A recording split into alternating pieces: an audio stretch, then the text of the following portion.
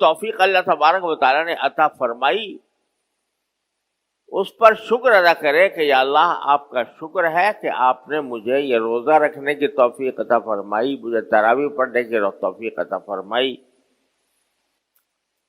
اور جو کچھ ہو سکا عام دنوں کے مقابلے میں کچھ تلاوت زیادہ کرنے کی توفیق عطا فرمائی، ذکر کی توفیق عطا فرمائی، صدقے کی توفیق عطا فرمائی. یہ اس بات پر شکر ادا کرنا. دیکھیے اگر ہم صرف اپنے عبادتوں میں ہم سے جو کوتاہیاں ہوئی ہیں اس لیے کہ اللہ تعالیٰ کی عبادت کا حق تو کوئی ادا کر نہیں سکتا، اگر صرف اسی کو دیکھنے کے اسی کو کی طرف نظر کرنے بیٹھ جائیں تو مایوسی کے سوا کچھ نہیں ملے گا. لیکن یہ دیکھو کہ الحمدللہ جن کو توفیق ہوئی روزہ رکھنے کی، جن کو توفیق ہوئی تراویح پڑھنے کی، جن کو توفیق ہوئی راتوں کو جاگنے کی، جن کو توفیق ہوئی اعتکاف کرنے کی، یہ اللہ تعالیٰ کی خاص نعمت ہے جو ان کو حاصل ہوئی. اس پر شکر ادا کرنا چاہیے. اللہ بچائے ایسے بھی لوگ ہیں دنیا میں کہ ان کو پتہ ہی نہیں چلتا کہ کب رمضان آیا تھا اور کب چلا گیا. ان کے گھر میں رمضان داخل ہوتا ہی نہیں. رمضان داخل نہ ہونے کے معنی یہ کہ نہ سحری ہوتی ہے، نہ افطار ہوتا ہے، نہ تراویح ہوتی ہے، نہ اللہ تعالیٰ کی طرف دھیان ہوتا ہے. اللہ تعالیٰ محفوظ رکھے. الحمدللہ اللہ تعالیٰ نے ہمیں ان میں سے نہیں بنایا بلکہ توفیق بخشی روزہ رکھنے کی، تراویح پڑھنے کی، قرآن کریم کی تلاوت کی. جو کچھ بھی توفیق ہو گئی اللہ تعالیٰ کا شکر ہے. تو یہ موقع ایک تو اللہ تعالیٰ کا شکر ادا کرنے کا ہے کہ اس نے ہمیں رمضان کی دولت عطا فرمائی. دوسرا یہ موقع استغفار کا بھی ہے کہ جو نعمت اللہ نے عطا فرمائی تھی اس سے جتنا فائدہ ہمیں اٹھانا چاہیے تھا اتنا ہم نے اٹھایا نہیں. اس لیے کہ نہ رمضان کا حق ادا پایا، نہ روزوں کا حق ادا ہو پایا، نہ تراویح کا حق ادا ہو پایا، بلکہ ہم نے بہت سے اوقات غفلت میں گزار دیا. اس پر اللہ تعالیٰ سے استغفار. ایک تو اللہ کی دی ہوئی توفیق کی ناشکری نہ کرنی چاہیے. جب اس سے توفیق دی ہے تو اس کا شکر ادا کریں کہ آپ نے ہمیں اپنے فضل و کرم سے رمضان مبارک بھی عطا فرمایا اور اس میں کچھ تھوڑا بہت اپنی بساط کے مطابق عبادت کی بھی توفیق بخشی. لہذا آج دونوں کام کرنے چاہیے، اللہ تعالیٰ کا شکر بھی اور اپنی کوتاہیوں پر استغفار بھی. ایک رجحان ہمارے معاشرے میں اکثر پایا جاتا ہے کہ جو کچھ چھوٹی موٹی عبادت کرنے کی توفیق ہو جاتی ہے اس کو اس کی ناقدری کرتے ہیں کہ بھئی ہم نے کیا نمازیں پڑھی، کیا روزے رکھے، یہ تو اٹھک بیٹھک کر لی، روزہ جو ہے ویسے ہی اپنا پیٹ خالی کر کے گزار لیا، جو حقیقت تھی روزے کی وہ ہم نے حاصل نہ کی، وغیرہ وغیرہ. تو یہ ساری باتیں مایوسی کی باتیں، اور مایوسی کا دروازہ اللہ نے اور اللہ کے رسول صلی اللہ علیہ وسلم نے بند کیا ہے. لہذا ہر وقت مایوسی کی باتیں نہیں کرنی چاہیے کہ بھئی ہم کیا ہیں، ہم سے روزہ کیا لکھا ہم نے. مایوسی کی باتیں ہر وقت نہ کرنی چاہیے۔ نبی کریم سرور دو عالم صلی اللہ علیہ وسلم جب صحابہ کرام کو کسی بات کا حکم دیتے تھے تو اس میں ترہیب سے زیادہ ترغیب کا پہلو ہوتا تھا، یعنی آمادہ کرنے کا، ہمت بڑھانے کا۔ تو ہمت گھٹانے کے بجائے ہمت بڑھانے کی بات کرنی چاہیے۔ یہ اللہ آپ نے جو توفیق دی ہے بہت سو کو نہیں ملی تھی، آپ نے ہمیں دے دی، ہم آپ کا شکر ادا کرتے ہیں۔ البتہ جو کوتاہیاں ہم سے ہوئی اللہ ہم اسے مغفرت مانتے ہیں۔ تو دو چیزوں کو جمع کر لینا چاہیے، اور یہ ہر عبادت کے اندر کرنا چاہیے، روزے میں بھی رمضان میں بھی۔ تیسری بات جو ذرا خطرناک ہے لیکن ایک مسلمان کے لیے بڑا قابل تنبیہ ہے، قابل غور ہے، وہ کیا ہے؟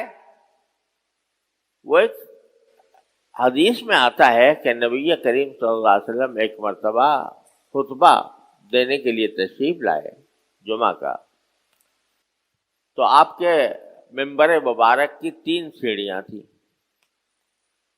ایک سیڑھی پر آپ نے قدم رکھا اور قدم رکھ کر فرمایا آمین،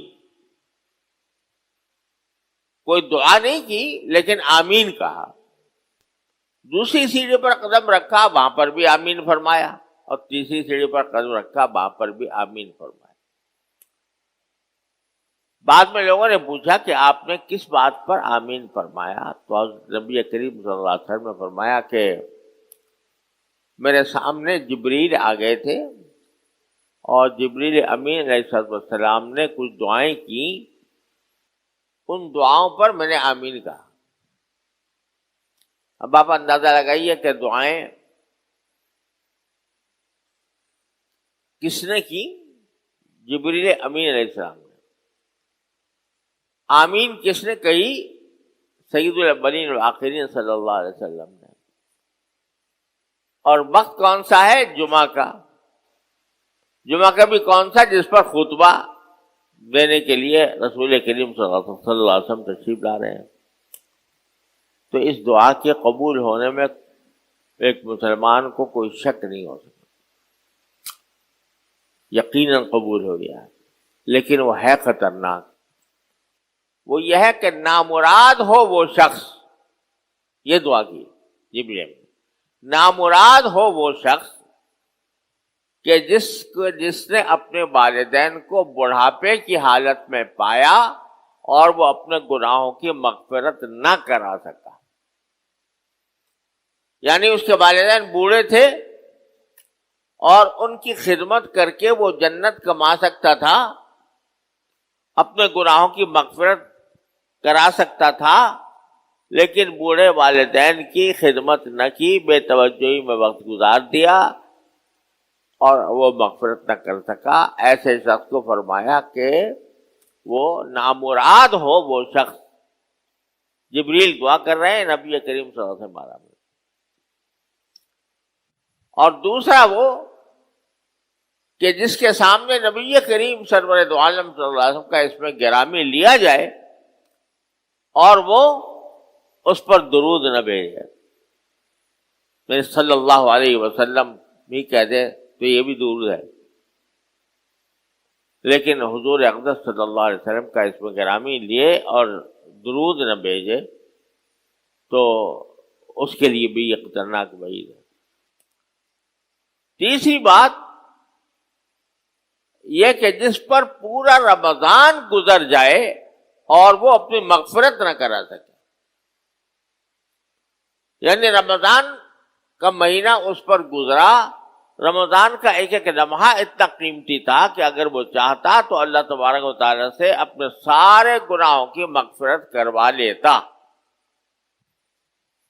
اب رمضان گزر گیا اور وہ مغفرت نہ کروا سکا تو اس کے بارے میں جبریل امین بدعا دیتے ہیں کہ نامراد ہو، اور رسول کریم صلی اللہ علیہ وسلم اس پر آمین فرماتے۔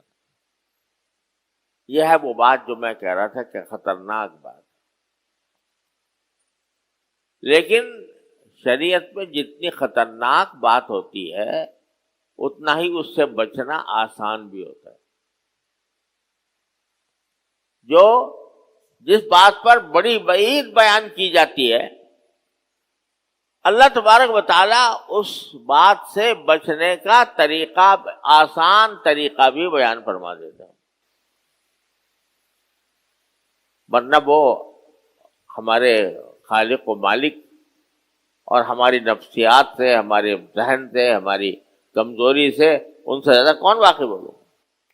لہذا اگر وہ کسی چیز پر خطرہ کا ظاہر کرتے ہیں کہ اس میں اندیشہ ہے تمہیں، اللہ بچائے اللہ کی ناراضی کا، تو اس سے بچنے کا طریقہ بھی آسان ہو جاتا ہے. وہ آسان طریقہ کیا ہے؟ توبہ اور استغفار. توبہ اور استغفار. کیا مانا؟ ٹھیک ہے رمضان کے 32 دن چلے گئے، لیکن 4 دن تو باقی ہیں، اور جب 4 دن باقی ہیں تو ان کو اپنے پچھلے زمانے کی حق تلفیوں سے کی تلافی کے لیے استعمال کر لو کہ اب ان میں ہم رجوع کریں گے اللہ تعالیٰ سے. نماز حاجت پڑھ کر، نفلیں پڑھ کر، اور 2 راتیں ابھی ایسی باقی ہیں جن میں جمع قدر ہونے کا احتمال ہے، 27ویں شب بھی اور 29ویں شب. تو ان کو کام میں لا کر آسان کر دیا کہ ایک مرتبہ تم صدق دل سے بیٹھ کر یہ کہہ دو کہ استغفر اللہ ربی من کل ذنب واتوب الیہ، میں اپنے اللہ سے ہر گناہ کی معافی مانگتا ہوں اور اس کی سے توبہ کرتا ہوں. اسی لمحے تمہارا نامہ اعمال صاف ہو گیا اور رمضان کی برکات مکمل طور پر تمہیں حاصل ہو گئی. لہذا ان جو باقی ماندہ لمحات ہیں ان میں خصوصی طور پر رجوع الی اللہ کا اہتمام کرنا چاہیے. اللہ تبارک و تعالیٰ کی طرف رجوع.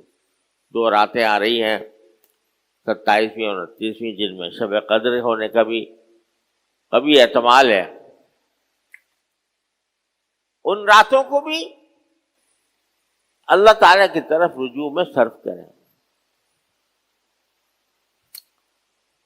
خوب سمجھ لیجئے کہ ان راتوں میں کوئی عبادت کا کوئی الگ سے طریقہ اللہ نے، اللہ کے رسول نے مقرر نہیں کیا.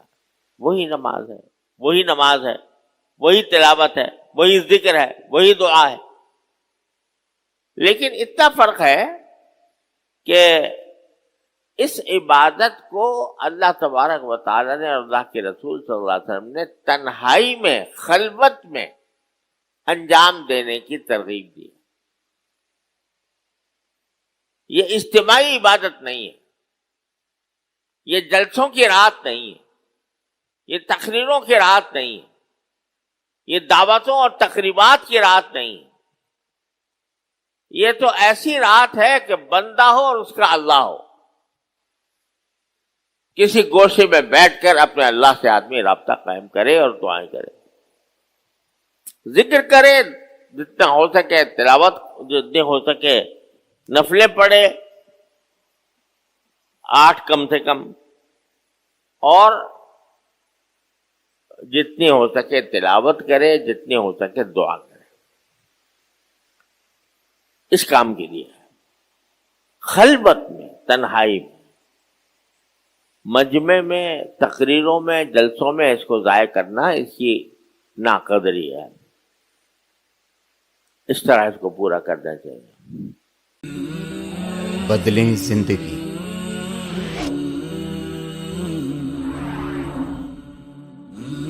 زیتون ٹی وی.